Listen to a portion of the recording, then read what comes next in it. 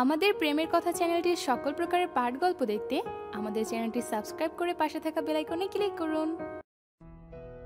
সময় বহমান, কেটে গেছে অনেকগুলো দিন। মাসের পর ঋতুপর্ণার বিবাহিত জীবনের 1 মাস পূর্ণ হয়েছে আজ থেকে 2 দিন আগে। শ্বশুরবাড়ির সবার সাথে ঋতুপর্ণার সম্পর্ক আগের চেয়ে সহজ হয়েছে। মাসেফের সাথেও এখন সহজ হয়েছে অনেকটা। এখন আর ঋতুপর্ণা মাসেফের কাছে এলে ততটা অস্বস্তি বোধ করে না। রাত 10টার কাছাকাছি মাসাপ সোফায় বসে ল্যাপটপে কাজ করছে, আর ঋতুপর্ণা ব্ল্যাঙ্কেট মুড়ি দিয়ে শুয়ে আছে। ঋতুপর্ণার আজ মুড অফ। সে ভেবেছিল বিয়ে করলে আর লেখাপড়া করতে হবে না, কিন্তু তার ভাবনার পচা পুকুরের পানি মিশিয়ে মাসাপ তাকে কাল স্কুলে ভর্তি করতে নিয়ে যাবে, আর এ নিয়ে সে সন্ধ্যা থেকে মাসাপকে এড়িয়ে চলছে। ঋতুপর্ণা ধ্যান ভাঙ্গে মাসাপে ডাকে, ঋতুপর্ণা, যাও তো 1 মগ কফি নিয়ে এসো। ঋতুপর্ণা কোনো উত্তর দিল না। তা দেখে মাসাপ একটু জোরেই বলল, কি হলো, কথা কানে যাচ্ছে না? আমি জানি তুমি জেগে আছো, তাই তাড়াতাড়ি উঠো আর যাও। পড়াশোনা করতে পারবে না, স্বামী সেবা করতে পারবে না, পারবে কোনটা তুমি? মাসাবকে আর অপেক্ষা করতে হলো না। তার আগে ঋতুপর্ণা উঠে নিচে চলে গেল। ঋতুপর্ণা যেন মাসাবের নতুন নতুন রূপ দেখছে। সে মনে মনে ভাবল, লোকে ঠিকই বলে শ্বশুরবাড়ি মধুর হাড়ি, কথা না শুনলে ঝাঁটার বাড়ি। তার কপালে অবশ্য ঝাঁটার বাড়ি পড়েনি, তবে পড়তে কতক্ষণ। সবাই তার সাথে শত্রুতা করছে, সবাই। বাড়ি থেকে অল্প বয়সে বিয়ে দিয়ে দিল, আর শ্বশুরবাড়িতে খেটে মরতে হচ্ছে, না স্বামী সেবা করে মরতে হচ্ছে। তার ভাবনার মাঝে ঋতুপর্ণার ড্রয়িং রুমে তার শাশুড়ি মায়ের দেখা পেল। ঋতুপর্ণায় তাকে জিজ্ঞেস করলো, মামুনি, তুমি এখনো এখানে দাঁড়িয়ে কি করছো? পানির জগ ভরতে এসেছিলাম। তুই? কফি নিতে এসেছি। ও দাঁড়া, আমি বানিয়ে দিচ্ছি। হ্যাঁ তাই দাও। তোমার আজ দামড়া ছেলে খালি জ্বালায় আমাকে। আবার কি করেছে আমার ছেলে? কি করেনি সেটা বলো। আমাকে এখন স্কুলে ভর্তি করাচ্ছে কেন? তো পড়ালেখা করবি না? মাসরাব তো ঠিকই করেছে, শুধু শুধু তুই আমার ছেলের দোষ ধরছিস। মামুনি, আমার কেমন কেমন জানি লাগছে। ঢাকা শহরের মানুষ না জানি কেমন। সিরিয়াস ভঙ্গিতে বলল ঋতুপর্ণা। কেমন আবার হবে? দেখবি সব ভালো হবে। এখন রুমে যা। বলে যে যার রুমে চলে গেল। ঋতুপর্ণা রুমে এসে টি টেবিলের উপর কফিটা শব্দ করে রেখে আবার আগে নেই শুয়ে পড়ল। এভাবে আরও আধা ঘন্টা কেটে গেল। মাসব খেয়াল করে দেখলো ঋতুপর্ণা এখনো ঘুমায়নি। সে বেশ ভালো করেই বুঝতে পারল ঋতুপর্ণার একা একা ঘুম আসছে না। তাই সে দ্রুত কাজ শেষ করে উঠে পড়ল। লাইট অফ করে ডিম লাইট জ্বালিয়ে ঋতুপর্ণার ব্ল্যাঙ্কেটের তলায় ঢুকে ঋতুপর্ণাকে জড়িয়ে ধরল। ঋতুপর্ণার খোপা করে রাখা চুলগুলো এলোমেলো করে দিয়ে নিচু গলায় গাইতে লাগলো, তোমার এলোমেলো খোঁপায় যখন লাগাই আমি ফুল, আমার মন ভরে যায় দেখলে তোমায় চোখ ভরে ওই মুখ। তোমার এলোমেলো খোঁপায় যখন লাগাই আমি ফুল, আমার মন ভরে যায় দেখলে তোমার চোখ ভরে ওই মুখ। তুমি কি রূপসী, কি রূপসী, দীঘল কালো চুল, আমার মন ভরে যায় দেখলে তোমার চোখ ভরে ওই মুখ। তোমার হাসি যখন শুনি আমার থমকে যায় বুকখানি, আমার মন উদাসে। মাসাপার গাইতে পারল না। তার আগে ঋতুপর্ণা তার মুখে হাতটা চেপে ধরল। মাসুপ কোনো রকমে ঋতুপর্ণার হাতটা মুখ থেকে সরিয়ে সিরিয়াস ভঙ্গিতে বলল, গান পছন্দ হয়নি? তুমি তো বলেছিলে তোমার নাকি বাংলা গান খুব পছন্দ, তাই তো গাইলাম। ভালো লাগছে না? ঋতুপর্ণা এখন এই লোকটাকে কি করে বোঝাবে? তার ফিস ফিস করে গাওয়া গান তার বুকের চঞ্চলময় যন্ত্রণাটা সহ্য করতে পারছে না। ঋতুপর্ণা উত্তর দিল না। নিজেকে মাসাপের বাহু বন্ধন থেকে ছাড়ানোর বৃথার চেষ্টা করলো। মাসাপ বোধহয় ঋতুপর্ণার মনের ভাব বুঝতে পারল, তাই আবারও ফিস ফিস করে বলল, স্বামীর বাহু ধরে নিজেকে উষ্ণ করে নিতে শেখো, নইলে এই শীতলতার কারণ অন্য কিছু ভাবতে বাধ্য হব। তুমি কি তাই চাও? ঋতুপর্ণা আবারও মৌনতা পালন করলো।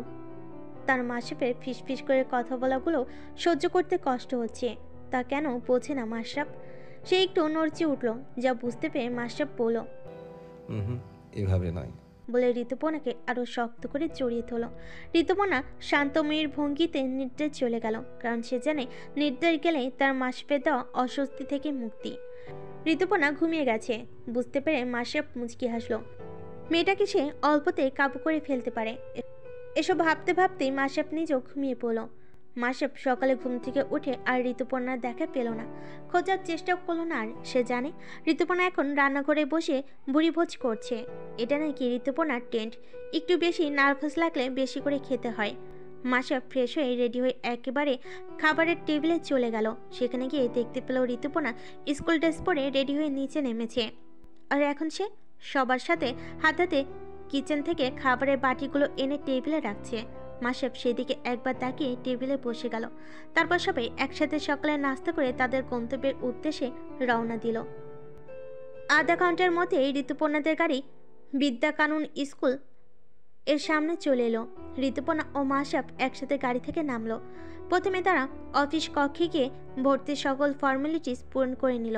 তারপর মাশরাফ ঋতুপর্ণাকে সব কিছু বুঝিয়ে দিয়ে সেখান থেকে বেরিয়ে এলো। আর ঋতুপর্ণা একজন স্টাফের সাথে তার ক্লাসের দিকে রওনা দিল। ক্লাসে গিয়ে ঋতুপর্ণা সবার সাথে কুশল বিনিময় করলো। ঋতুপর্ণার এখন আগে থেকে অনেকটাই ভালো লাগছে, কিন্তু তার ভালো লাগাটাকে বিপরীতে ঠেলতে একজন বলে উঠল, হাই পর্ণা, আমি জয়ন্তী। ক্লাসে গিয়ে ঋতুপর্ণা সবার সাথে কুশল বিনিময় করলো। ঋতুপর্ণার এখন আগে থেকে অনেকটাই ভালো লাগছে, কিন্তু তার ভালো লাগাটাকে বিপরীতে ঠেলতে একজন বলে উঠল, হাই পর্ণা, আমি জয়ন্তী। ঋতুপর্ণা জবাব করলো, আমার নাম পর্ণা না, আমার নাম ঋতুপর্ণা। আর আমি আমার নাম অর্ধেক বলা বা বিকৃত করে বলা কোনোটাই পছন্দ করি না। সরি, আমি তো এমনিই বললাম। ঋতুপর্ণা সামনে যেতে নিয়েও ফিরে আবার বলল, নেক্সট টাইম পুরো নাম বলতে পারলে বলবে, নইলে বলার দরকার নেই। যদিও বলো কেউ, তাহলে আমার থেকে কোনো উত্তর আশা করবে না। ঋতু জয়ন্তী মেয়েটা সকলের মাঝে বেশ অপমানিত বোধ করলো। সে তো তাদের নামের প্রথম অংশ এক হওয়ার ঋতুপর্ণার সাথে ভাব জমাতে গিয়েছিল।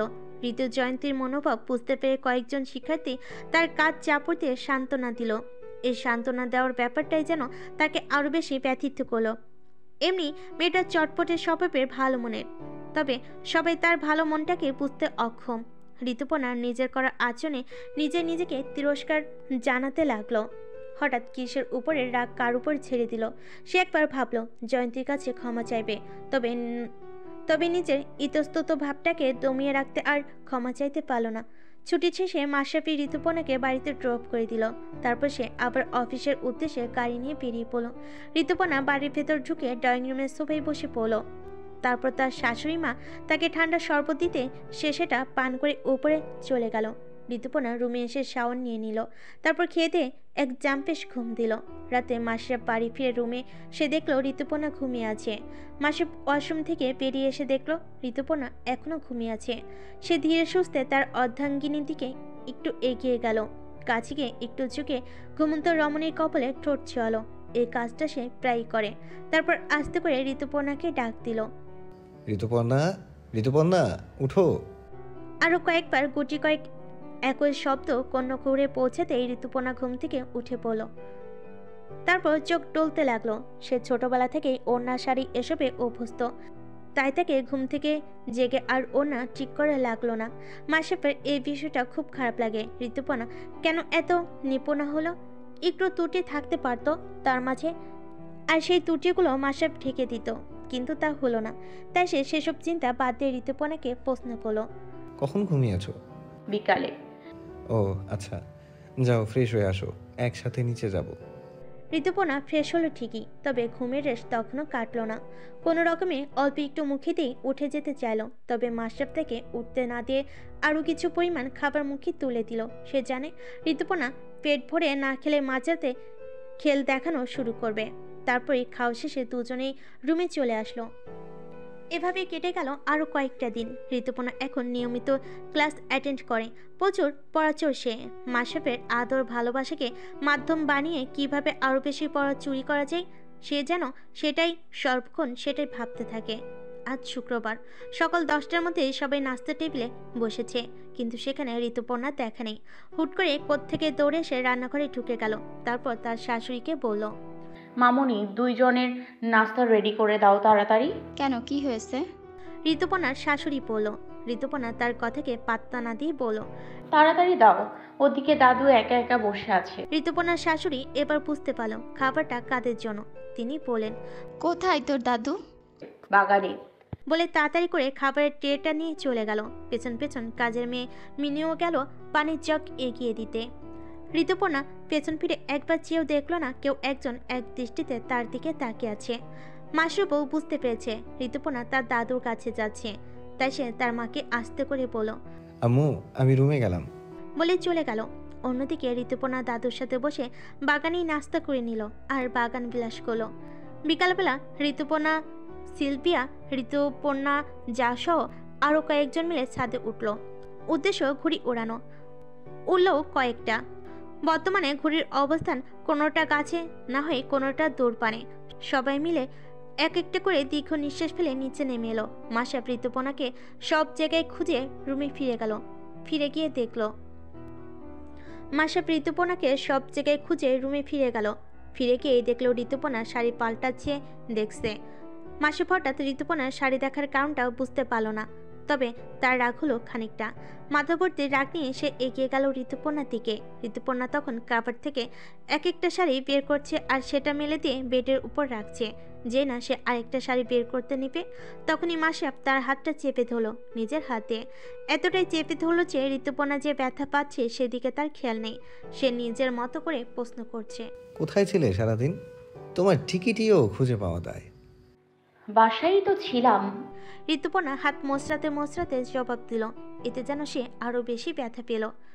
সে কিছু বলতে যাবে, তার আগে মাসাব তার দিকে একটু ঝুঁকে আবারও বলল, বাড়িতে ছিলে সেটা জানি, তবে রুমে আসোনি কেন? এসেছিলাম তো। এসেছিলে? কখন এসেছিলে? আর এসেছিলে যখন আমি দেখলাম না কেন? মাসাব রেগে আরো বেশি জোরে হাত ধরে বলল, আর ছাড়ুন, আমার ব্যথা লাগছে। আর গোছলের সময় তো রুমেই এসেছি, তারপর নামাজ পড়ার সময় তো এসেছি রুমে। আপনি তো তখন ঘুমিয়েছিলেন। মাসাব ঋতুপর্ণার হাত ছেড়ে দিল, তবে ঋতুপর্ণাকে ছাড়ল না। ঋতুপর্ণার দিকে আরেকটু ঝুঁকে নিজের পৌশালী অধর দ্বারা ঋতুপর্ণার নরম কোমল গোলাপি রাঙ্গা ঠোঁট জোড়া হুট করে চেপে ধরল। আংশিক ঘটনায় ঋতুপর্ণা কিছুই টের পেল না, তবে এটা টের পেল মাসাব তার কাছে অনেক কিছু চাইছে, তবে মুখে বলছে না। নিজের ঠোঁটে মাসাবের ঠোঁটের অস্তিত্ব বুঝতে পেরে ঋতুপর্ণা যেন শ্বাস নিতে ভুলে গেল। ঠিক 2 মিনিট পর মাসাব খেয়াল করলো চঞ্চলময় ঋতুপর্ণার কোনো নরমচরণ নাই। সে ঋতুপর্ণাকে ছেড়ে দিল। তারপর দেখলো ঋতুপর্ণা সত্যি স্ট্যাচু হয়ে গেছে। সে তাড়াতাড়ি ঋতুপর্ণা থেকে 4 আঙ্গুল দূরত্বে সরে ঋতুপর্ণার 2 কাঁধ ধরে ঝাঁকুনি দিয়ে বলল, কি করছো তুমি? মরবে নাকি? শ্বাস নাও তাড়াতাড়ি, শ্বাস নাও। মাসাবের কথা ও ঝাঁকুনি দেওয়াই ঋতুপর্ণা যেন ইহ জগতে ফিরে এলো।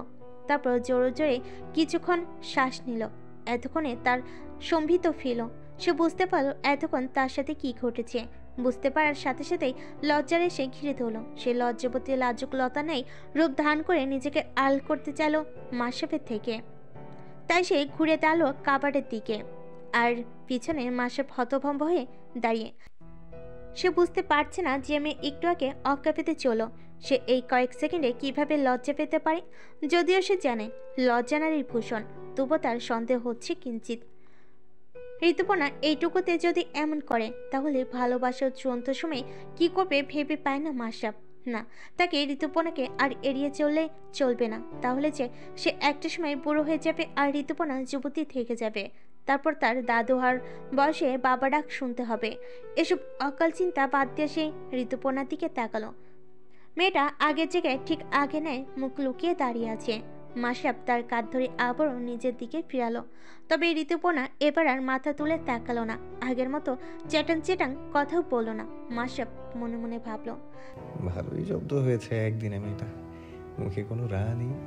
কথা না শুনলে এবার থেকে এমন ছোটখাটো রোজ দেয়াই যায় ঋতুপর্ণাকে। তারপর ভাবনা থেকে বেরিয়ে এসে একটু শক্ত গলায় ঋতুপর্ণাকে বলল, শাড়ি এলোমেলো না করে কখনো একটু পরতেও তো পারো। আর আমি বাড়িতে থাকাকালীন যেন কখনো না দেখি তুমি রুমে নেই বা আমার আশেপাশে নেই, বুঝতে পেরেছো? ঋতুপর্ণা আস্তে করে নত মস্তকে উত্তর দিল। আচ্ছা। তারপর একটা সুন্দর দেখে মেরুন কালারের শাড়ি হাতে নিয়ে মাসাব সেটা ঋতুপর্ণাকে দিয়ে বলল, যাও এটা পরে এসো। ঋতুপর্ণা শাড়ি হাতে নিয়ে ভাবতে লাগলো সে রুমে কোন কাজে এসেছিল আর মাসাব তাকে কোন কাজে ধরিয়ে দিল। মাসাব ঋতুপর্ণাকে এমন ভ্যাবলা কান্তের মতো দাঁড়িয়ে থাকতে দেখে বলল, আচ্ছা তোমার পড়তে অসুবিধা হচ্ছে তো দাও আমি পরিয়ে দিচ্ছি। বলে মাসাব যে না ঋতুপর্ণার দিকে এগিয়ে আসতে নিবে, অমনি ঋতুপর্ণা বলল, না না না, আমি পরে আসছি। বলে এক দৌড়ে ওয়াশরুমে চলে গেল শাড়ি ব্লাউজ আর পেটিকোট নিয়ে। এদিকে মাসাব হাসতে হাসতে শেষ। ভালোই দিয়েছে আজ সে ঋতুপর্ণাকে। খানিক বাদেই ঋতুপর্ণা শাড়ি পরে বের হলো।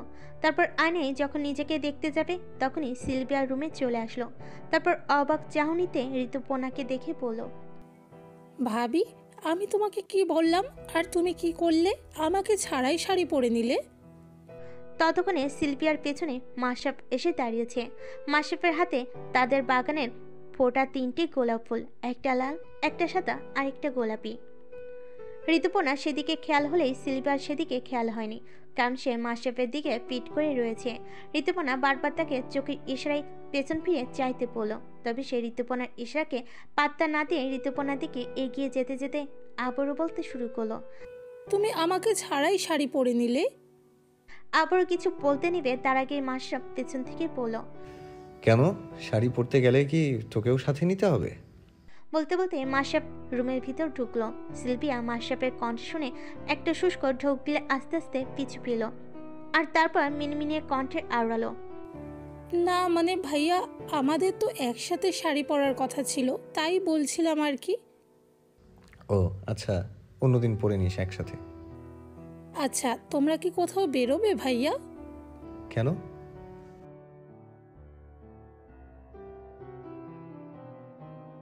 কেন নিলয়ের সাথে কি ঘুরে মনে শান্তি মিলছে না? যে আমার বউকে নিয়ে টানাটানি করতে ইচ্ছে করছে? সব খবর আমার কাছে আছে। কাকাইয়ের কানে খবরগুলো পৌঁছানোর আগে বের হ রুম থেকে। শেষের 4 শব্দ মাশরাফ একটু জড়িয়ে পড়ল।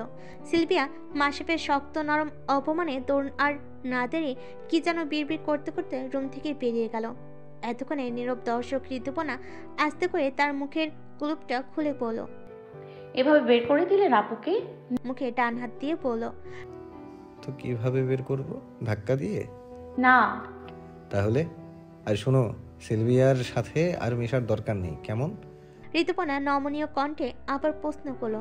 কেন? ঋতুপর্ণার প্রশ্নে মাশরাফ যেন সামান্য বিরক্ত হলো, তাই বিরক্তির সাথে বলল, যেটা বলেছি সেটাই করবে, তোমাকে এত কিছু না জানলেও চলবে।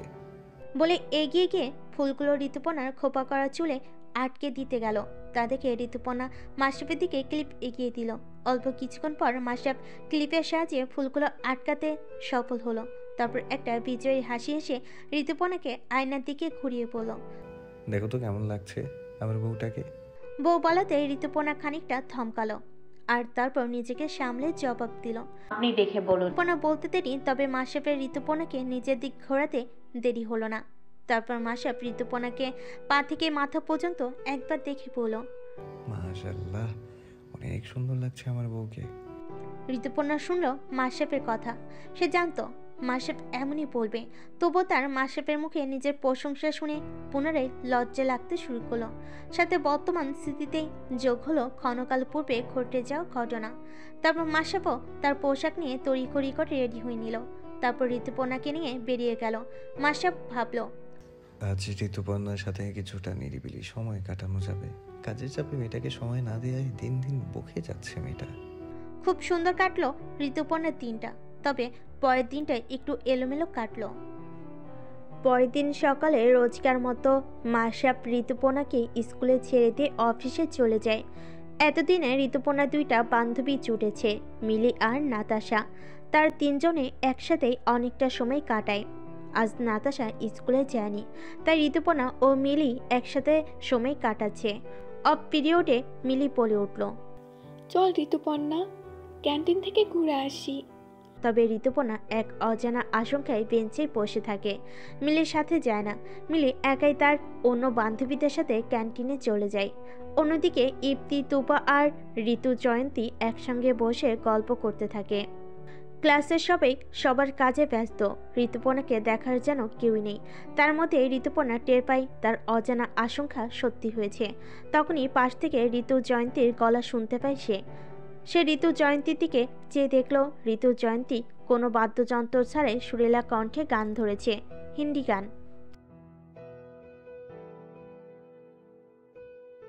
গানের মাঝে ঋতু জয়ন্তী একবার ঋতুপর্ণার দিকে খেয়াল করলো, হয়তো কিছুটা আঁচ করতে পারলো আসল বিষয়টা। তারপর আবারও গাইতে শুরু করলো। গান শেষে আশেপাশে সবাই হাতে তালি দিল। ঋতু জয়ন্তী তাদেরকে হাতের ইশারায় থামিয়ে দিয়ে ঋতুপর্ণার দিকে এগিয়ে গেল। ঋতুপর্ণা ঋতু জয়ন্তীকে দেখে অস্বস্তিতে পড়ে গেল, তবে জায়গা থেকে এক চুল পরিমাণও নড়ল না মেয়েটা। ঋতু জয়ন্তী ঋতুপর্ণার কোনোরূপ প্রতিক্রিয়া না পেয়ে নিজেই বলে ওঠে, ঋতুপর্ণা, তোমার কি কোনো সমস্যা হয়েছে? ঋতুপর্ণা এবারও কোনো প্রতিক্রিয়া করল না। তা দেখে ঋতু জয়ন্তী ঋতুপর্ণাকে আশ্বস্ত করে বলল, ডোন্ট ওয়ারি ঋতুপর্ণা, আমাকে বলো কি হয়েছে। তোমার কি মেইলি কোনো সমস্যা হয়েছে? যেমন ধরো। ঋতুপর্ণা ঋতু জয়ন্তীর ইঙ্গিত বুঝতে পেরে সম্মতি জানায়। তারপর ঋতু জয়ন্তী বলে, চিন্তা করো না, আমার সাথে আসো। আসতে পারবে তো? ঋতুপর্ণা বিষয়টা বিবেচনা করে বলল, পারবো। যা শুনে ঋতু জয়ন্তী খুশি হলো আর ইশারে ঋতুপর্ণাকে তার সাথে যেতে বলল। ভাবা যায় শহরের নামকরা বিজনেসম্যান আশরাফ এহসানের ওয়াইফ এমন বিচ্ছির পরিস্থিতিতে পড়ল। তাই জন্যই বোধহয় বলা হয় প্রকৃতির নিয়ম কাউকেই ছাড়ে না। কিছুক্ষণ বাদে ঋতুপর্ণা ওয়াশরুম থেকে বেরিয়ে এলো। মূলত ঋতু জয়ন্তী তাকে সবটা ম্যানেজ করে দিয়েছে। একজন প্রকৃত বন্ধুর মতো সে ঋতুপর্ণার পাশে থেকেছে। চটপটে সেই ঋতুপর্ণা আজকের পরিবেশে একদম শান্ত হয়ে গেছে। ঋতুপর্ণা ওয়াশরুম থেকে বের হয়ে ঋতু জয়ন্তীকে আলিঙ্গন করলো। ঋতু জয়ন্তীও ঋতুপর্ণাকে জড়িয়ে নিল। তারপর কিছুক্ষণ নীরবতায় কাটলো। এভাবে নীরবতাকে সঙ্গী করে তাদের বন্ধুত্বের সূচনা ঘটল। ঋতু জয়ন্তী ঋতুপর্ণাকে তার আড্ডার আসরে নিয়ে গেল। ক্লাসের সবাই অবাকই হলো বটে যখন ঋতুপর্ণা ঋতু জয়ন্তীর আড্ডায় গান গাইল। ঋতু জয়ন্তী ঋতুপর্ণাকে তাদের বন্ধুত্বের প্রথম ধাপ হিসেবে গান গাইতে বলল। ঋতুপর্ণা তার কাছে পুরনো ঘটনার জন্য ক্ষমা চাইল। এটাই যেন ঋতু জয়ন্তী সুযোগ পেয়ে গেল। ঋতুপর্ণা গান না গাইলে নাকি সে সরি একসেপ্ট করবে না। অগত্যা ঋতুপর্ণাকে গান গাইতে হলো। ঋতুপর্ণা ভয়ে ভয়ে ঋতু জয়ন্তীকে বলল, এখানে গান গাইলে কেউ বকা দেবে না? না, এখন অফ পিরিয়ড, কেউ কিছু বলবে না। ঋতু জয়ন্তী বলল। তারপর আবারও ঋতুপর্ণা বলল, কিন্তু আমি তো তোমার মতো এত সুন্দর হিন্দি গান গাইতে পারি না। বাংলা পারো তো? ঋতুপর্ণা মাথা নাড়িয়ে সায় জানালো। তা দেখে ঋতু জয়ন্তী বলল, তাতেই হবে। তারপর ঋতুপর্ণা গান ধরল। তারপর আবার থেমে বলল, না না না, এটা ঠিক লাগছে না, অন্য একটা গাই। আচ্ছা। ঋতু জয়ন্তী বলল। তারপর ঋতুপর্ণা নরম কণ্ঠে আবারও গান ধরল।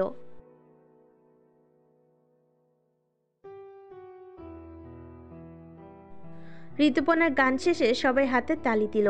সবাই অনেক প্রশংসা করলো। এমন বাংলা গান সবাই বোধহয় সচরাচর শুনে না। সবার থেকে এত প্রশংসা পেয়ে ঋতুপর্ণা খুশি হলো। আজ তার সত্যি স্কুল ভালো লেগেছে। ছুটির পর আজ মাশরাফি ড্রাইভার সহ ঋতুপর্ণাকে নিতে আসলো। ঋতুপর্ণাও গল্প জুড়ে দিল। স্কুলে কি কি হয়েছে সব বলল, শুধু সমস্যার কথাটা বাদ রাখলো। মাশরাফ সব শুনে হাসতে লাগলো আর হাসতে হাসতে বলল, ঋতুপর্ণা, তুমি না ম্যাচিওর, তাহলে যার সাথে ঝামেলা করলে তার সাথে আবার ফ্রেন্ডশিপ করলে কেন?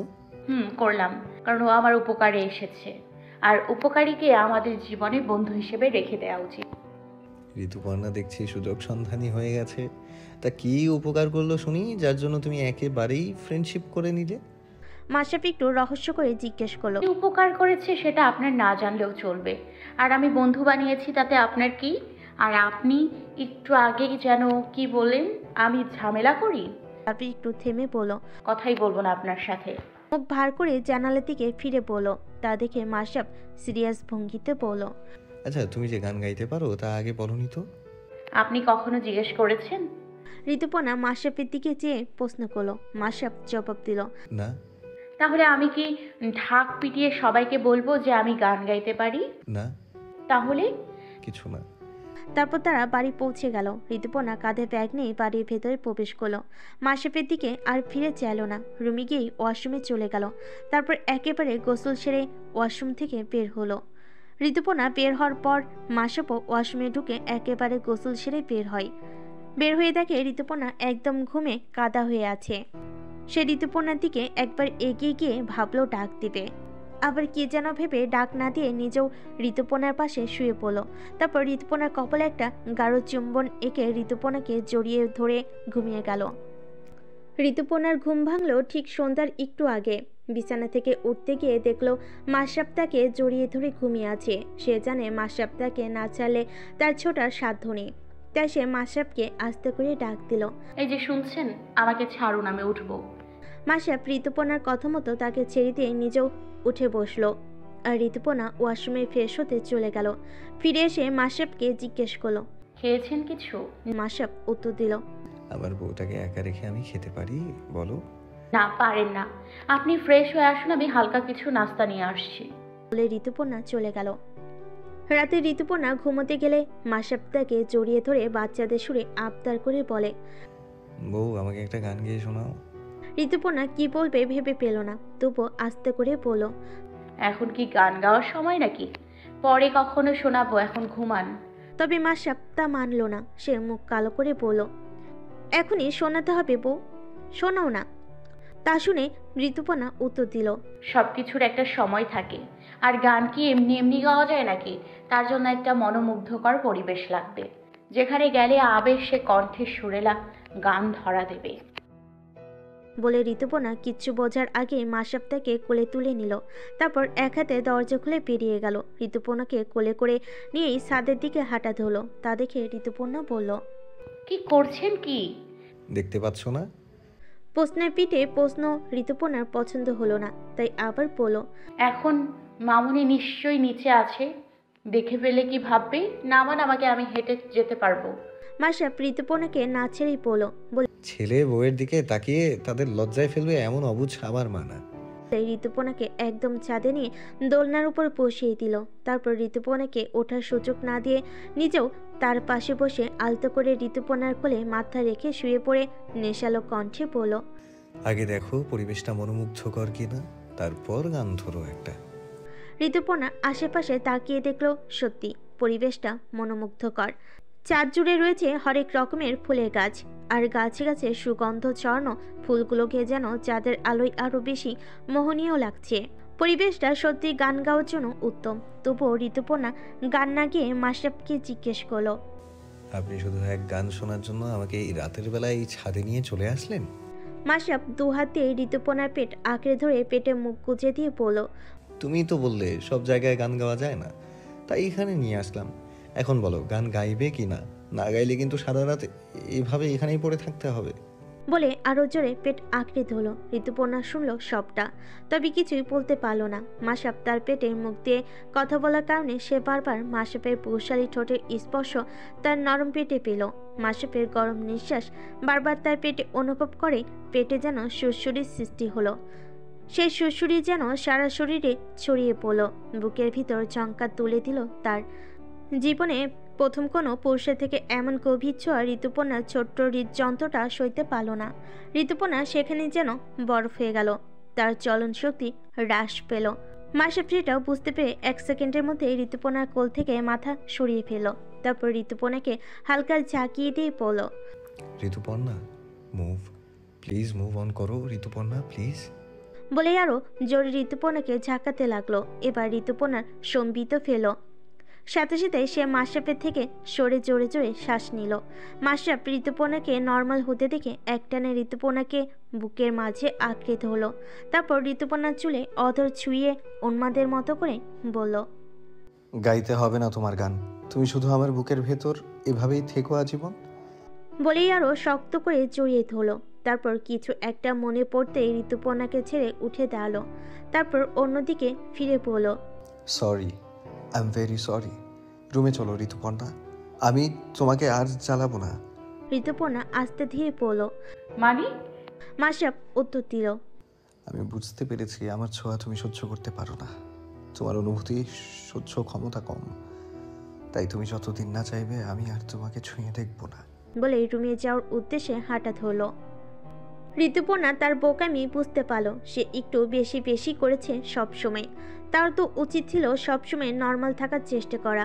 মাসাপ যেহেতু তার স্বামী, তাই মাসাপের ছোঁয়া তার অভ্যস্ত হয়ে যাওয়া উচিত ছিল। ঋতুপর্ণা মনে মনে আহত হলো খুব। মনে মনে নিজেকেই নিজে বলল, ঋতুপর্ণা, তুই ওনাকে কষ্ট দিয়ে ফেললি। তুই এমন কেন বলতো? কি হতো একটু গান গাইলে? শুধু শুধু ওনাকে কষ্ট দিয়ে ফেললি। মাসাপ ঋতুপর্ণাকে উঠতে না দেখে আবারও পিছনে ফিরে পড়ল। ঋতুপর্ণা চলে এসো। তারপর ঋতুপর্ণা ছাদ থেকে নামলো। মাসাপ ছাদের দরজা বন্ধ করে রুমের দিকে হাঁটা ধরল। ঋতুপর্ণা তার পেছনে মাথা নিচু করে হেঁটে রুমে চলে গেল। রুমে গিয়ে দুজন দুপাশে শুয়ে পড়ল। আজ আর মাসাপ অন্যদিনের মতো ঋতুপর্ণাকে জড়িয়ে ধরল না। ঋতুপর্ণার কপালে অধর ছোঁয়ালো না। ঋতুপর্ণা তাতে খানিকটা কষ্ট পেল। মাসাপকে বলতে চাইল জড়িয়ে ধরার কথা, তবে লজ্জায় আড়ষ্টতায় অনুতপ্তবোধের কারণে তা আর বলে উঠতে পারল না।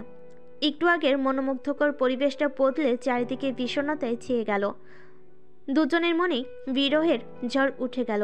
একজনের মনে প্রিয়জনকে নিজের করে না পাওয়ার ঝড়, আর আরেকজনের মনে প্রিয়জনকে কষ্ট দিয়ে ফেলার অনুতপ্ততার ঝড়। সে রাতে আর কেউ ঘুমোতে পারল না। দুজনে শুধু একে অপরকে দেখানোর চেষ্টা করলো তারা ঘুমিয়েছে, তবে দুজনের কাছেই স্পষ্ট তার অপর পাশের মানুষটা জাগ না।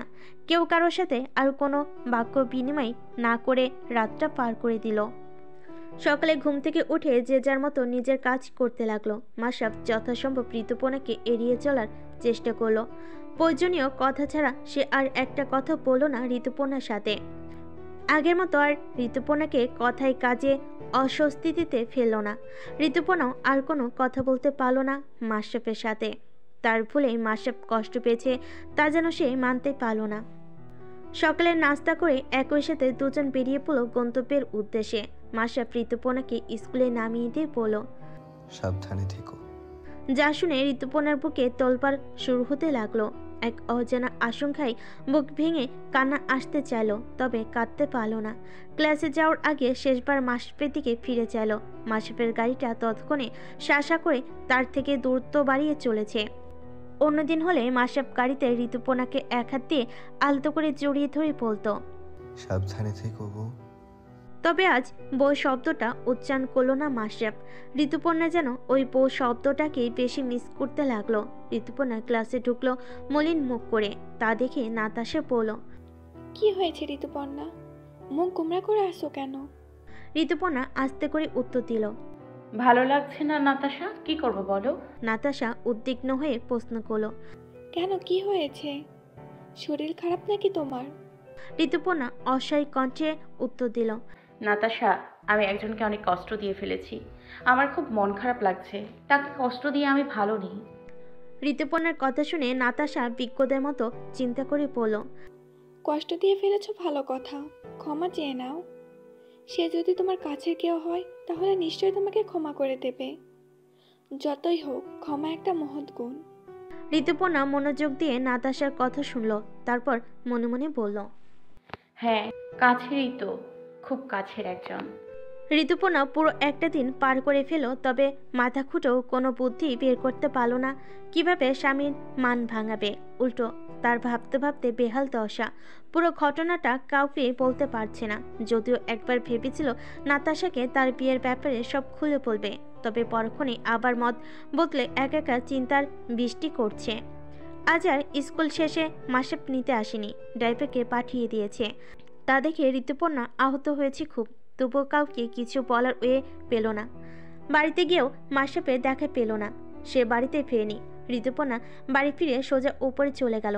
তারপর গোসল করে লম্বা ঘুম। বাড়ি কেউ ডাকলো আর সে শোনেনি। মাসাবের ভাই মেহনাজ, আবিরের বউ সিমরান অনেকবার ঋতুপর্ণাকে ডাকতে এসেছিল, তবে বারবারই ব্যর্থ হয়ে ফিরে গেছে। আজ মাসাবের মায়ের শরীরটা খুব একটা ভালো নেই, তবুও তিনি ঋতুপর্ণাকে তোষামত করতে ভুললেন না। অবশেষে ফলাফল শূন্য পেয়ে ফিরে গেলেন। ঋতুপর্ণা ভেতর থেকে দরজা লক করে ঘুমিয়েছে। অন্যদিন মাসাব থাকলে কারোর তেমন চিন্তা থাকে না। আজ মাসাব অফিসে, তাই বৃষ্টি বিলাসীর দিকে সবার এত নজর। অন্যদিকে মাসাব অফিসের কাজে খুবই ব্যস্ত সময় পার করছে। কাজের ফাঁকে নাস্তা করারও তার সময় হচ্ছে না। তবু একবার মায়ের ফোনে কল দিয়ে ঋতুপর্ণার কথা জানলো। মেয়েটার এই অবেলায় ঘুমানো তার কাছে নতুন কিছু নয় ভেবে আবার কাজে মন দিল।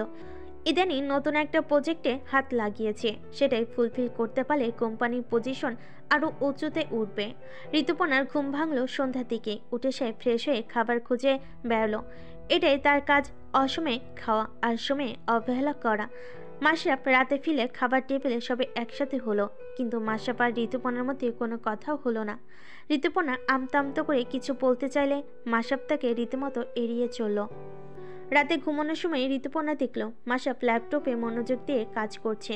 সে সারা ঘরে পায়চারি করলো, এদিক সেদিক ঘুরে ভাবলো কিছু একটা বলে মাশরাফির কাছে ক্ষমা চাইবে, কিন্তু পরে মাশরাফির ব্যস্ততা দেখে ধূপ করে বিছানায় শয্যা নিল। মাশরাফি তা দেখে একবার মুচকি এসে আবারও কাজে মন দিল। এভাবে আরও কিছুদিন পার হয়ে গেল। ঋতুপর্ণা ক্ষমা চাইবে চাইবে করেও আর ক্ষমা চাওয়া হলো না। আর মাশরাফও তাকে আর কাছে টানেনি। আজ সকাল সকাল ঋতুপর্ণার শাশুড়ি সবাইকে নিয়ে আলোচনায় বসলেন। মূলত কথা হলো মাশরাফের খালাতো বোন জেরির বিয়েতে সবাইকে অ্যাটেন্ড করতে হবে, তাই সবাই মিলে আজ বিকালে শপিং করতে যাবে। ঋতুপর্ণার শাশুড়ি ছেলের বউ সবাইকে জোরে জোরে শপিংয়ে যাওয়ার আদেশ দিল। মাশরাফ সেটা অমান্য করে বলে তার অনেক কাজ আছে বলে সে সকালে নাস্তা করে অফিসের উদ্দেশ্যে বেরিয়ে যায়।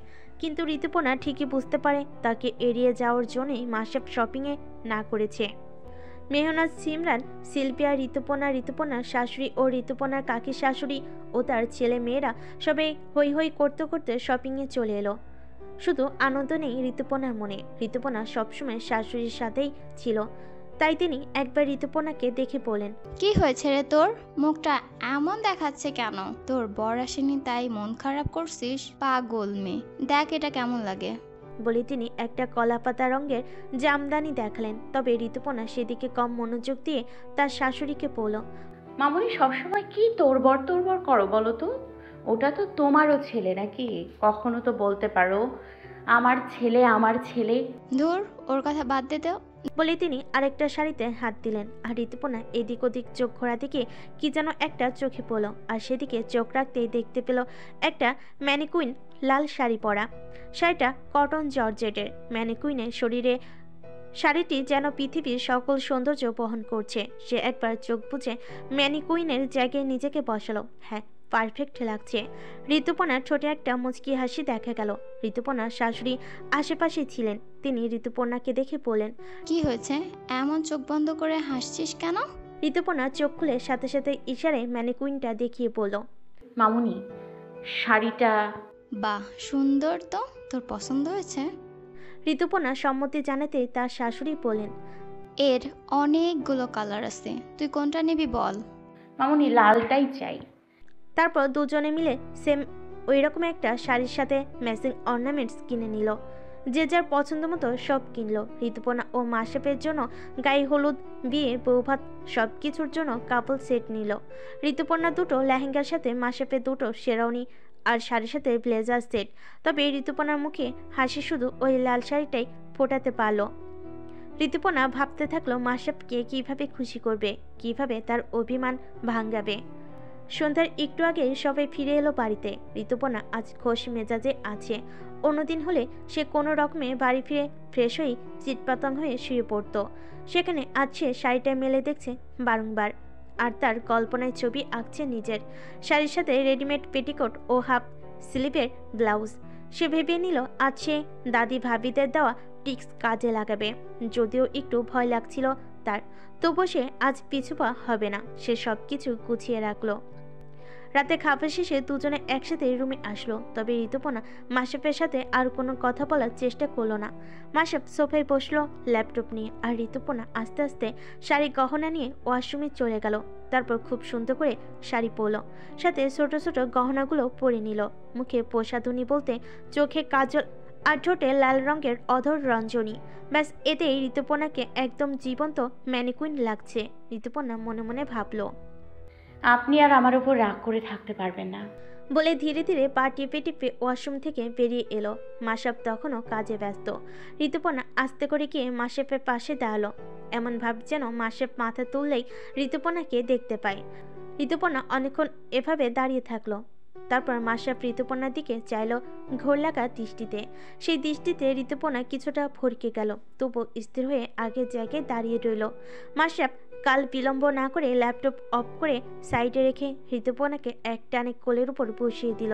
তারপর ঋতুপর্ণার কাঁধে থুতনি রেখে ফিসফিস করে বলল, ঋতুপর্ণার দেরি না করে মাশরাফের কথার উত্তরে বলল, আমাকে ক্ষমা করে দিন প্লিজ, আমার ভুল হয়ে গেছে, আর কখনো এরকম হবে না। তবু আমাকে দূরে রাখবেন না প্লিজ। মাশরাফ বলল, আমি কখন তোমাকে দূরে রাখতে চাই? তুমি তো আমাকে সহ্য করতে পারো না, আমার ছোঁয়াও তুমি সহ্য করতে পারো না, তাহলে কাছে টানবো কি করে? আমি আর এমন করব না, সত্যি বলছি। এই যে আজ এখন থেকে আমি নিজেকে সঁপে দিচ্ছি আপনার নামে। কখনো আর দূরে যেতে চাইবো না। তবু আমার সাথে রাগ করে থাকবেন না, আমি যে আপনাকে ছাড়া ভালো থাকতে পারি না। মাশরাফ হেসে বলল। তাই? ঋতুপর্ণা ভীতু ভীতু চাহনিতে উত্তর দিল। যা শুনে মাশরাফ আবারও মুচকি হাসি দিল, আর সেই হাসি একদম ঋতুপর্ণার বুকে গিয়ে পিতল। সে ভাবতেই পারেনি মাশরাফ এত তাড়াতাড়ি তার সাথে সহজ হয়ে যাবে। তার ভাবনা কাটটাতেই মাশরাফ মোহনীয় স্বরে বলল। কে বলেছে পুরুষেরা বেসামাল হয়? আমি তো বলবো নারীরা বেসামাল হয়, কারণ আমার ঘরেই তো একটা বেসামাল নারীর বাস। তুমি দেখো, এই যে আমি পুরুষ হয়েও এতদিন ধরে আমার অনুভূতিগুলোকে সামলে রেখেছি, আর তুমি একদিনে অনুভূতি টের পেয়ে ছুটে এলে আমার কাছে ধরা দিতে, কারণ তুমি নারী। আর নারীরা সব কিছু সামাল দিতে পারলেও তারা অনুভূতির কাছে বেসামাল। মাশরাফের কথা শুনে ঋতুপর্ণা যেন ঘোরের মধ্যে চলে গেল। তার পরপরই অনুভব করলো সে শূন্যে অবস্থান করছে। তাকিয়ে দেখলো মাশরাফ তাকে কোলে তুলে নিয়ে বিছানার দিকে এগোচ্ছে। তা দেখে ঋতুপর্ণা মাশরাফের বুকে মুখ লুকালো, আর মাশরাফ ঋতুপর্ণার কানের কাছে মুখ নিয়ে ফিসফিস করে বলল। যদি সেও অর্ধাঙ্গিনী এমন মোহনীয় সাজে স্বামীকে আহ্বান জানায়, তাহলে কোন অধম সে ডাকে সাড়া না দিয়ে থাকতে পারবে? আমি তো পারবো না। তাই আজ সকল বাধা মেনে তোমাকে পুরোপুরি নিজের করে নেব। তুমি প্রস্তুত তো? ঋতুপর্ণা উত্তর দিতে পারল না, আরও শক্ত করে মাশরাফের টি শার্টের বুকের অংশটা চেপে ধরল। যা দেখে মাশরাফ আবারও হাসলো। আজ মাশরাফকে দেখলে মনে হবে তার হাসির দিবস চলছে। সে ঋতুপর্ণাকে সাদরে বিছানায় শুইয়ে দিল। তারপর ঋতুপর্ণার উপর নিজের ভর ছেড়ে দিয়ে ঋতুপর্ণার রক্ত জবার ন্যায় ঠোঁট যুগল নিজের পুরুষালী ঠোঁট দ্বারা চেপে ধরল। এমন অবস্থায় ঋতুপর্ণার বুকের ভিতরের যন্ত্রণাটা তড়িৎ গতিতে লাফাতে লাগলো। এমনভাবে লাফাতে লাগলো যেন সে অতি দ্রুত বাইরে বেরিয়ে আসবে। মাশরাফ নিজের ঠোঁট জোড়া ঋতুপর্ণার ঠোঁট থেকে সরিয়ে ধীরে ধীরে নিচের দিকে নামাতে যাবে।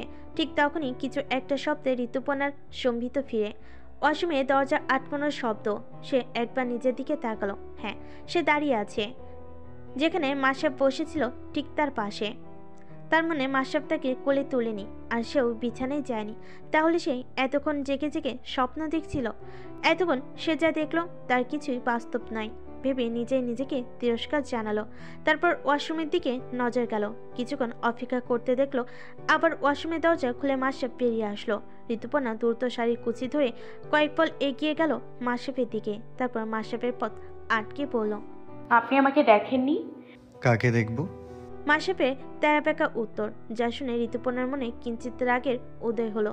তবু সে রাগকে দমন করে আবার মাশরাফকে প্রশ্ন করলো। আপনি আমাকে সত্যিই দেখেননি? আমি যে এত সুন্দর করে শাড়ি পরলাম, আপনার পছন্দ হয়নি? না। মাশরাফ কাঠখোট্টার জবাব দিয়ে আর দেরি না করে বিছানার দিকে এগিয়ে গেল। তারপর বিছানার একপাশে শুয়ে চোখ বন্ধ করে নিল। আর এইদিকে ঋতুপর্ণা হতভম্বে নাই দাঁড়িয়ে রইল। সে কি ভাবলো আর কি হলো? এত সুন্দর দিবা স্বপ্ন না রাত্রি স্বপ্ন দেখলো, তাও ভেঙে গেল। শেষে কিনা মাশরাফ তাকে দেখলই না। সে যে এত সুন্দর করে সাজলো, কার জন্য সাজলো তাও দেখলো না মাশরাফ। ঋতুপর্ণা চিৎকার করে কাঁদতে ইচ্ছে করলো, তবে ইচ্ছেকে দমিয়ে রাখলো। এর থেকে আর বড় দুর্ভাগ্য কি হতে পারে যে একজন স্ত্রী তার স্বামীকে নিজের মোহনীয় সাজ উপহার দিয়ে আহ্বান জানানোর পরও স্বামী তাকে উপেক্ষা করে শুতে চলে গেল? না না, এর থেকে বড় দুর্ভোগ আর গোটা পৃথিবীতে নেই। এবার তার রাগ হলো ভীষণ। রাগে এক প্রকার সবকিছু টেনে ছিঁড়ে ওয়াশরুমে গিয়ে শাড়ি পাল্টে আসলো। তারপর বিছানায় নিজের পাশে শুয়ে একবার মাশরাফের দিকে চাইলো। এই প্রথম ঋতুপর্ণা গালিসুইত মনে মনে মাশরাফের সম্পর্কে বলল। হ্যাঁ, আমার বজ্জাত বুড়ো বরটা ঘুমিয়ে গেছে। মনে মনে বলেই অন্যদিকে ফিরল। তারপর খানিকক্ষণ মুখ দিয়ে কী সব গজগজ করতে করতে একসময় ঘুমিয়ে দেশে পাড়ি জমালো। আর মাশরাফ তখনও জেগে। ঋতুপর্ণার ভারী নিঃশ্বাসের শব্দ শুনে ঋতুপর্ণার দিকে খানিকটা এগিয়ে এসে শব্দপণে ঋতুপর্ণাকে নিজের সাথে জড়িয়ে নিল। তারপর মুখটা একটু উঁচু করে ঋতুপর্ণার কপালে কারো একটা আদর দিয়ে আবারও শক্ত করে জড়িয়ে ধরে শুয়ে রইল। এই কয়দিন এমনই চলছে। মাশরাফ প্রকাশে আর ছুঁয়নি ঋতুপর্ণাকে। তবে ঋতুপর্ণা ঘুমিয়ে গেলে 1 ইঞ্চিও ছাড় দেয়নি সে। আষ্টে পৃষ্ঠে নিজের সাথে জড়িয়ে নিয়েছে প্রতি রাতে।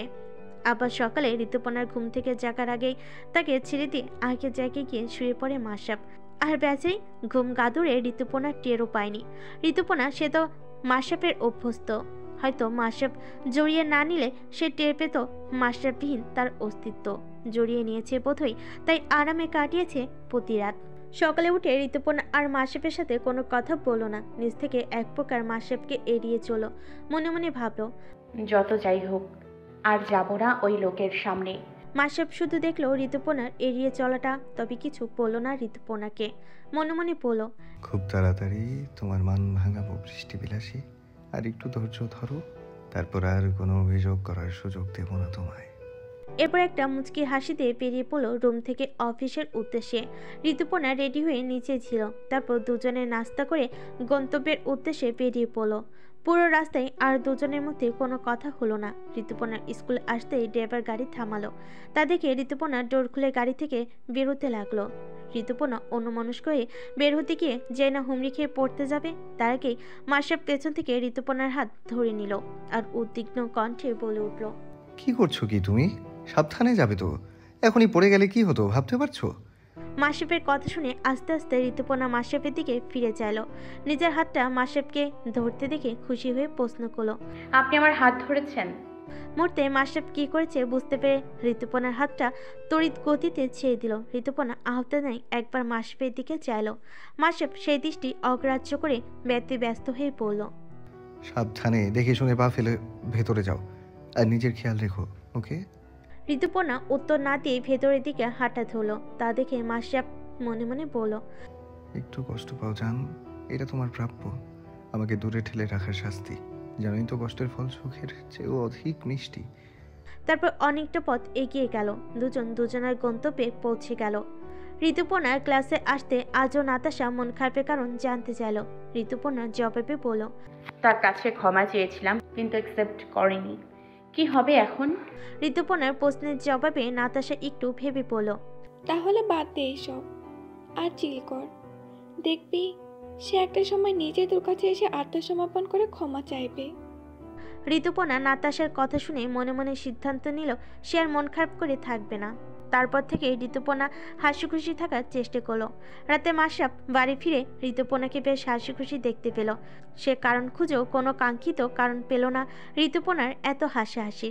মাশরাফ মনে মনে বেশ কষ্ট পেল। তার জান পাখি তাকে ছাড়াই হাসছে। সে তো সারাটা দিন ঋতুপর্ণার কথা ভেবেই কাটায়। ঋতুপর্ণাকে স্বস্তি স্বরূপ কষ্ট দিতে গিয়ে সে মাশরাফ দ্বিগুণ কষ্ট পাচ্ছে। তা কি ঋতুপর্ণা বুঝবে না। বুঝলে তো তাকে ছাড়া এত আনন্দ করতে পারতো না। প্রকৃত অর্থে আমরা মানুষরা কখনোই প্রিয় মানুষটার কষ্টে থাকুক সেটা চাই না। তবে আমরা যখন তার থেকে দূরে থাকি তখন আমরা চাই প্রিয়জন আমাদের মনে করুক, আমাদের অনুপস্থিতিতে কষ্ট পাক, আর আমরা সেই কষ্ট ভুলিয়ে দেব নানা উপায়ে। তবে আমরা যখন দূরত্ব ঘুচিয়ে প্রিয়জনের নিরে ফিরে দেখি আমাদের প্রিয়জন আমাদের ছাড়াই ভালো আছে, সুখে আছে, আমরা তখন সবচেয়ে বেশি কষ্ট পাই।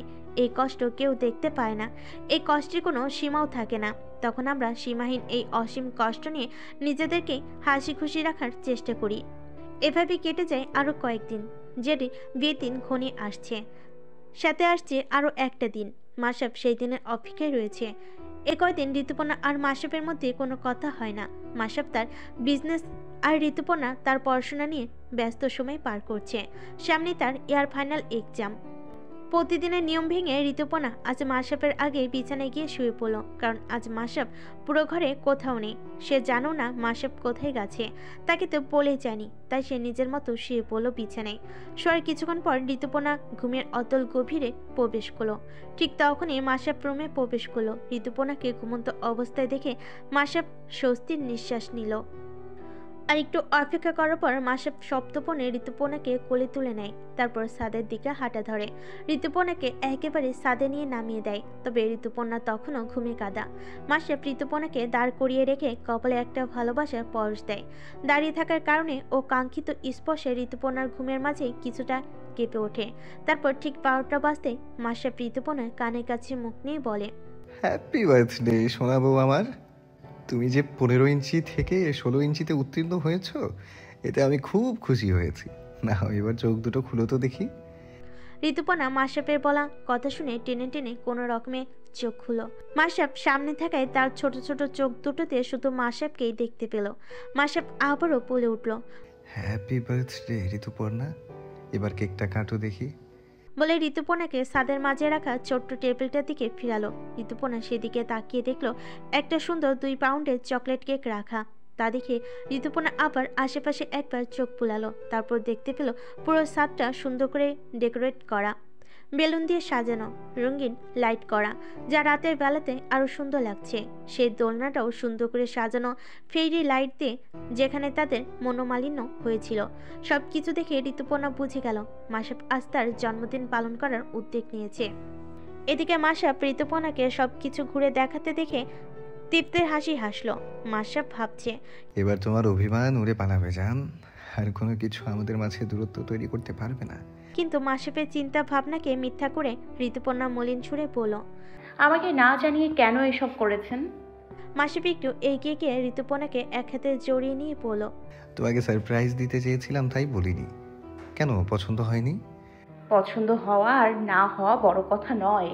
একজন মানুষের জীবন থেকে যে একটা বছর অতীতে চলে যাচ্ছে, তার মোট আয়ু থেকে যে একটা পুরো বছর কমে যাচ্ছে, এটা কখনো আনন্দ উল্লাসের বা সেলিব্রেশন থেকে বললে ভালো হতো, আমি মানা করতে পারতাম। বলে মাসাবকে আর কিছু বলার সুযোগ না দিয়ে ঋতুপর্ণা নিচে নেমে গেল একা একাই। মাসাবের সারপ্রাইজ ঋতুপর্ণার পছন্দ হয়নি বুঝতে পেরে মাসাব অত্যন্ত দুঃখে পেল। তবুও তার দুঃখকে সাইডে রেখে ঋতুপর্ণার পরপরই রুমের দিকে হাঁটাতে হলো। মাসাব রুমে গিয়ে দেখলো ঋতুপর্ণা আবার বিছানায় শুয়ে পড়েছে, তবে এবার একেবারে ব্ল্যাঙ্কেট মুড়ি দিয়ে শুয়েছে।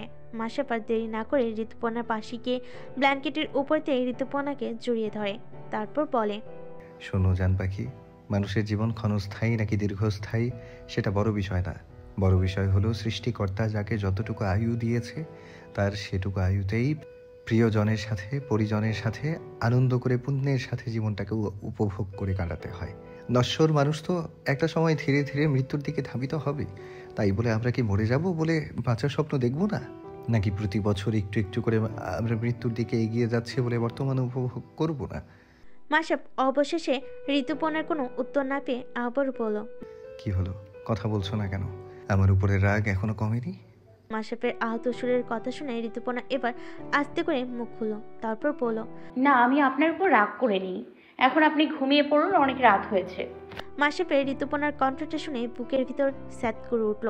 তার ঋতুপর্ণার কাছে আর সে এতক্ষণ কাছের থেকেও টের পেল না।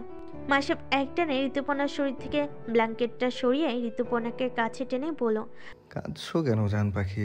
কেঁদো না প্লিজ, আর কখনো এমন হবে না। প্লিজ কেঁদো না। আমি সৃষ্টিকর্তাকে বলবো আমার সব আয়ু যেন তোমাকে দিয়ে দেয়, তবুও কেঁদো না। ঋতুপর্ণা আস্তে করে বলল, না, তেমন কিছু না। তাহলে কি? কিছু না। মাসাব আবারও আগে নাই ঋতুপর্ণাকে বোঝানোর জন্য বলতে লাগলো, একবার ভাবো ঋতুপর্ণা, তুমি এই দিনটাতে সবার কাছে এসেছিলে, এই দিনটাতে সবাই তোমাকে পেয়েছিল, আর আমি তোমাকে জীবনে পাবো বলে তুমি এই দিনটাতে পৃথিবীতে এসেছো। আল্লাহ তাআলা চাইলেও অন্য কোনো দিনেও আসতে পারতে, তবুও তো তুমি আজ থেকে 16 বছর আগে এই দিনটাতে এসেছো। এটা কত আনন্দের দিন বলো তো? তাই জন্যই তো আমি এই আনন্দের দিনটা তোমার জন্য আরো আনন্দের করতে চেয়েছিলাম। প্লিজ আমাকে ভুল বুঝো না। মাসাবের কথা শুনে ঋতুপর্ণা আস্তে করে বলল, এই দিনটাতে আমাকে সবাই পেয়েছিল, তাই এটা সবার খুশির দিন। কিন্তু এই দিনটাতে আমি কি পেয়েছি বলতে পারেন? শুধু একটা জীবন। এই জীবনটাতে আমি অনেক বড় একটা জিনিস হারিয়েছি, যার কারণে এই দিনটা কখনোই আমার কাছে সুখকর হয়ে ধরা দেবে না। অনেক রাত হয়েছে, ঘুমিয়ে পড়ুন। শুভরাত্রি। বলে ঋতুপর্ণা আগে নেয় চোখ বন্ধ করে ঘুমানোর জন্য। তবে ঘুম কি এত সহজে ধরা দেয় চোখে? চোখ দুটো এটাই শুয়ে রইল সে। মাসাব কিছুক্ষণ ধরে ভাবতে থাকলো ঋতুপর্ণা কি হারিয়েছে, যার জন্য এই দিনটা তার কাছে এত দুঃখের। সে ভাবতে লাগলো কার কাছে এ বিষয়ে জিজ্ঞেস করলে সঠিক উত্তর পাবে। তারপর ভাবলো ঋতুপর্ণার কাছে একবার জিজ্ঞেস করে দেখি। তারপর ঋতুপর্ণাকে আস্তে করে ডেকে বলল, ঋতুপর্ণা, আমি জানি তুমি জেগে আছো, আমার প্রশ্নের জবাব দাও। কি হারিয়েছো তুমি এই দিনে? আমার জন্মদাত্রী মা। আর কিছু বলতে চাই না আমি। যখন বলতে ইচ্ছা করবে তখন আমি নিজেই বলবো। দয়া করে এখন এই বিষয়ে জোর করবেন না আমাকে। ঋতুপর্ণার শান্ত জবাব, আচ্ছা, তুমি যদি চাও তাহলে কোনো সেলিব্রেশন হবে না তোমার বার্থডের। আমি এখনই সব ইনভিটেশন ক্যান্সেল করে দিচ্ছি। ঋতুপর্ণা উৎকণ্ঠার সাথে প্রশ্ন করলো, ইনভাইটেশন মানে? কালকে কোনো অনুষ্ঠানের আয়োজন করেছেন? হ্যাঁ, কালকে তোমার বার্থডে পার্টির অ্যারেঞ্জ করেছিলাম, তবে সমস্যা নেই, আমি সবটা ক্যান্সেল করে দিচ্ছি। ঋতুপর্ণা একটু ভেবে বলল, তার কোনো দরকার নেই। আয়োজন যখন করেই ফেলেছেন তাহলে থাকুক। আচ্ছা। বলে মাসাপ ও ঋতুপর্ণার পাশে শুয়ে পড়ল। আজ ঋতুপর্ণা নিজের মাসাপের কাছে এগিয়ে জড়িয়ে ধরতে ইশারা করলো। মাসাপ ঋতুপর্ণার ইশারা পেয়ে আর দেরি না করে জড়িয়ে ধরল। তারপর ঋতুপর্ণা বলল, দুঃখিত আমি। কেন? আপনার উইশের কোনো প্রতিক্রিয়া না জানিয়ে আমি ছাদ থেকে চলে আসলাম। আমি সত্যিই তখন কি করব ভেবে পাচ্ছিলাম না। কি করেই বা আপনাকে উপেক্ষা করে নিচে চলে আসলাম বুঝতে পারছি না। এখন খারাপ লাগছে। আপনি আবার আমার ওপর রাগ করে থাকবেন না? ঋতুপর্ণার প্রশ্নের জবাবে মাসাপ মুচকি এসে বলল, না, আমি তোমার উপর রেগে থাকবো না। আর এবার থেকে কিছু করার আগে তোমাকে বলে করব। সত্যি বলতে ভুলটা তো আমারই। বলে আরো নিবিড়ভাবে ঋতুপর্ণাকে নিজের সাথে জড়িয়ে নিল। ঋতুপর্ণা আর কথা না বলে ঘুমিয়ে পড়ল। একটা সময় মাসাপও ঘুমিয়ে পড়ল। ঋতুপর্ণা সকালে ঘুম থেকে উঠে ফ্রেশ হয়ে নিচে নেমে অবাক হয়ে গেল। তারপর সবকিছু ভালো করে পরখ করে নিল। না, কিছুই আর আগের জায়গায় নেই। ড্রয়িং রুমের সোফাগুলো টেনে টুনে কোথায় সরিয়ে রাখা হয়েছে সবটা তার অজানা। বাড়িটা প্রায় ডেকোরেট করা সম্পূর্ণ হয়ে এসেছে। কিছু অতিথিও এসে ভিড় জমিয়েছে। ঋতুপর্ণা এত সুন্দর করে সাজানো শুধু এ পর্যন্ত কমিউনিটি সেন্টারে দেখেছে, আর দেখেছে টিভি ফোনে এসবে। ঋতুপর্ণা চারিদিকে ঘুরে ঘুরে দেখলো। পুরো ড্রয়িং রুম, সদর দরজায় পিলারগুলো, সিঁড়ি, দোতলা সবকিছু সুন্দর করে সাজানো। এতে তাতে এত এত সাজার জিনিস ব্যবহার করা হয়েছে ঋতুপর্ণা তার নামই জানে না। সে ছুটে গেল সদর দরজার দিকে বাহিরটা দেখার জন্য। তবে মাঝপথে তাকে থামিয়ে দিয়ে তার শাশুড়ি বলল, ওদিক কোথায় যাচ্ছিস? এদিকে আয়, সকাল থেকে কিছুই খাসনি। ঋতুপর্ণা সহসা তার শাশুড়ির দিকে এগিয়ে গেল। তারপর হাসি হাসি মুখে বলল, তোমার ছেলে আমার জন্য এত কিছু করেছে, তা দেখে আমার পেট ভরে গেছে। সত্যি? হুম। তা তুই আমাকে আবার কবে থেকে তোমার ছেলে করা শুরু করলি? যবে থেকে বুঝেছি তোমার এই তোর বর ডাকাটা সরানো সম্ভব নয় তবে থেকে। বাবা, মাম্মা। ফাজিল হয়েছে একটা। কানের নিচে যখন পড়বে না তখন বুঝবি। ঋতুপর্ণার শাশুড়ি হেসে পড়ল। তা দেখে ঋতুপর্ণা বলল, হাসো কম আর আমাকে খেতে দাও। তোমার সাথে তাল মিলিয়ে কথা বলতে বলতে আমার এনার্জি সব ফুর্স হয়ে গেছে। টেবিলে বস, দিচ্ছি খেতে। ঋতুপর্ণার শাশুড়ির কথা শুনে ঋতুপর্ণার ফুফু শাশুড়ি বলে উঠলেন, সে কি কথা বড় ভাবি? ছেলের বউ বয়সও তো কম না, নিজে বেড়ে খেতে পারে না। বাড়ির না হয় কোনো কাজ করলো না, তা বলে খাবারও বেড়ে খাবে না? ফুফু শাশুড়ির কথা শুনে ঋতুপর্ণা তার শাশুড়িকে ফিস ফিস করে বলল, এটা কি সেই কাদো কাদো সায়রার মা? হুম। ঋতুপর্ণার শাশুড়ির সম্মতিসূচক উত্তর পেয়ে ফুফু শাশুড়ির উদ্দেশ্যে বলল, আমি বেড়ে দেওয়া খাবার খাচ্ছি, তাতে তোমার কোথায় লাগছে? তুমি শ্বশুরবাড়িতে এমন বেড়ে দেওয়া খাবার পাওনি বলে, নাকি তোমার মেয়ে আমার মতো এত ভালো শাশুড়ি পায়নি বলে? কোনটা? ঋতুপর্ণার কথা শুনে তার ফুফু শাশুড়ি চেতে উঠে বলল, দেখেছো বড় ভাবি, এমে কেমন মুখে মুখে তর্ক করছে? হায় আল্লাহ, আমাদের আশরাফ এত ভালো ছেলের সাথে শেষে কিনা এমেকে বিয়ে দিয়ে আনলে। এর থেকে তো তোমার সায়রা ভালো ছিল, তাই তো? ফুফু শাশুড়ি মুখের কথা কেড়ে নিয়ে ঋতুপর্ণা বলল। একটু থেমে আবারও বলল, আমাকে শান্তি মতো খেতে দাও ফুপু। তোমার খেতে ইচ্ছা করলে তুমিও খাও, দরকার হলে আমি বেড়ে দিচ্ছি, তবুও প্লিজ। বলে ঋতুপর্ণা খেতে লাগলো। তা দেখে তার ফুফু শাশুড়ি এবার তার শাশুড়িকে বলল, তুমি কিছু বলবা না বড় ভাবি? এমে যে মুখের ওপর এত চ্যাটাং চ্যাটাং উত্তর দিল, তোমার কিছু বলার নাই? যা বলার তা তো তোমরাই বলবে, আমি আর কি বলবো? বড় ভাবের কাজ ছাড়া ভাব সহ্য করতে না পেরে ঋতুপর্ণার ফুপু শাশুড়ি রাগে ফুসতে ফুসতে স্থান ত্যাগ করলো। তা দেখে ঋতুপর্ণা সামান্য হাসলো। খাওয়া শেষ করে ঋতুপর্ণা রুমে যেতে মাসাব বলল, একদিনে খুব তো কথা শিখে গেছো। তা তো শিখতেই হবে। আপনার মতো স্বামী যেখানে পাশে আছে সেখানে আমাকে তো কথা শিখতেই হবে, নইলে তো সবাই আমাকে বোকা ভাববে। মাসাব হেসে হেসে বলল। আপনি কোথা থেকে জানলেন আমি কথা শিখেছি? ঋতুপর্ণা কৌতূহলী হয়ে জিজ্ঞেস করলো। উত্তরে মাসাব বলল, নিচে যাচ্ছিলাম তখন শুনেছি। ঋতুপর্ণা মাসাবের পাশে দাঁড়িয়ে পড়ল। আপনি আমার উপর এখনো রেগে আছেন? কেন বলো তো? রাতের কর্মকাণ্ডের জন্য। মাসাব ঋতুপর্ণাকে টেনে কোলের উপর বসিয়ে দিয়ে ইনোসেন্ট ভাব করে রসিয়ে রসিয়ে বলল, তা তো একটু রেগে আছি। এখন যদি কেউ একটা কিস্সি দিত তাহলে আই সোয়ার রাগ একদম পানি হয়ে যেত। মাসেফের কথা শুনে ঋতুপর্ণা তার ঠোঁট দুটো একসাথে চেপে ধরলো। ভাবলো তার এখন কি করা উচিত। তারপর মাসেফের দিকে চেয়ে দেখলো মাসেফের ভাবভঙ্গি সে আগের মতোই আছে, আর ঋতুপর্ণা এখনো মাসেফের কোলের উপর বসে আছে। সরারও উপায় নাই। মাসেফ তার দুহাত দিয়ে ঋতুপর্ণার কোমর পেঁচিয়ে ধরে আছে। তাই ঋতুপর্ণা আর উপায় না পেয়ে মাসেফের বাম গালে আস্তে করে ঠোঁট ছুঁয়ে দিল। তা বুঝতে পেরে মাসেফ সাথে সাথে ঋতুপর্ণাকে কোল থেকে নামিয়ে দিয়ে সোফা থেকে উঠে সরে গেল আর বলল, এটা কি ছিল? ডিপলি কিসি দিতে হতো, এতে কারো রাগ ভাঙে নাকি? এই যে শুনুন, যেটা দিয়েছি সেটাই খুশি থাকুন। বেশি চাইতে আসলে ঋতুপর্ণা এবার এমন রাগ করবে আপনি চাইলেও জীবনে রাগ ভাঙাতে পারবেন না। ঋতুপর্ণা দাঁতের দাঁত চেপে বলল, ও আচ্ছা, তাই নাকি? বুঝলে, বড় ফুপি ঠিক বলেছে, ঋতুপর্ণা বড় হয়েছে। ঋতুপর্ণাকে এখন দায়িত্ব নিতে শিখতে হবে, আর দায়িত্ব কর্তব্যের প্রথমটা স্বামী সেবা দিয়ে শুরু করো। মাসেফের কথার প্রতি উত্তরে ঋতুপর্ণা বলল, আমি আপনার সেবা করি না? কোথায় করো? সামান্য একটা কিস্সি দিতে বলেছি, সেটাই তো পারো না, তার আবার বড় বড় কথা। ঋতুপর্ণা কম না, মাসেফের কথাই সেও পাল্টা উত্তর দিতে লাগলো। সে কোনো কুক্ষণে মাসেফকে জিজ্ঞেস করতে গেল রাগ কমেছে কিনা তা বুঝতে পারলো না। এখন নিজের মাথা চাপড়াতে শুরু করলো। এভাবেই কিছুক্ষণ চলতে লাগলো তাদের ভালোবাসার খুনসুটি। বিকেলে পরে এক একে সব অতিথিরা উপস্থিত হতে লাগলো পার্টিতে। হরেক রকম লাইটিং এর কারণে বোঝা দেয় এটা বিকাল নাকি সন্ধ্যা নাকি রাত। আর এই রকমই আলোর মধ্যে ঋতুপর্ণা যেন এক শুভ্র পরী। সাদা গাউন, সাদা পার্পেলের সেট আর পার্লারের মেয়েদের হাতের গুণে ঋতুপর্ণা আজ অনন্যা। এমনিতেও ঋতুপর্ণা অসম্ভব সুন্দর, তবে আজকে তাকে ছুঁয়ে দিয়েছে একদম ভিন্ন ধাঁচের সাজ। এরকমভাবে সে আগে কখনো সাজেনি। সাজ শেষে ঋতুপর্ণা আয়নায় তাকিয়ে নিজেকে দেখে নিজে অবাক হয়েছিল খুব। ঋতুপর্ণা আজ হাই হিল ওলা শু পরেছে, যার কারণে মাসেফের সাথে তার হাইট পারফেক্ট লাগছে। আর ঋতুপর্ণার পাশে দাঁড়িয়ে আছে মাসেফ, পরনে তার হোয়াইট শার্টের উপর ব্ল্যাক স্যুট আর টাই, হাতে ব্ল্যাক ওয়াচ, সাথে ব্ল্যাক প্যান্ট আর ব্ল্যাক শু।